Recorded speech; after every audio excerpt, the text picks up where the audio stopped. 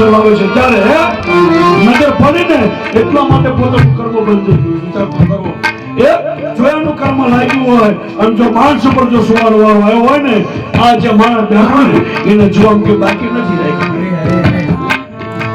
એટલા માટે દ્રષ્ટિ પવિત્ર કરવાની છે પણ ક્યાં જવાથી થાય કઈક સદગુરુના સાનિધ્યમાંથી જવાથી કઈક ભજનમાં જવાથી મારી તમારી દ્રષ્ટિ પ્રેમ થઈ જાય છે. અને જ્યારે મંદિરમાં દર્શન કરવા જાઓ ને એટલે કોઈને ગોતવાની કોઈને કઈ જરૂર નથી. કારણ ભાન સાહેબ ની ભક્તિ બોલે છે. ભાન સાહેબ કહે છે ભાન કે તું ભટકીશ નહીં મથી લે અંતરમય સમજીને બેહી જા હે માનવ કરવાનું કઈ પણ બાપુ માણસ માત્ર ભગવાનને યાદ ક્યારે કરે હે મુશ્કેલી એ આવી પડે એ પછી તમે યાદ કરો પ્રભુ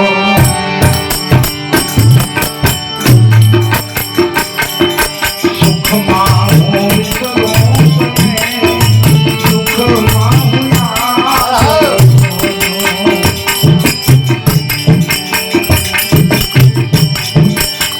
મોરી હોય ત્યારે તે પૈસા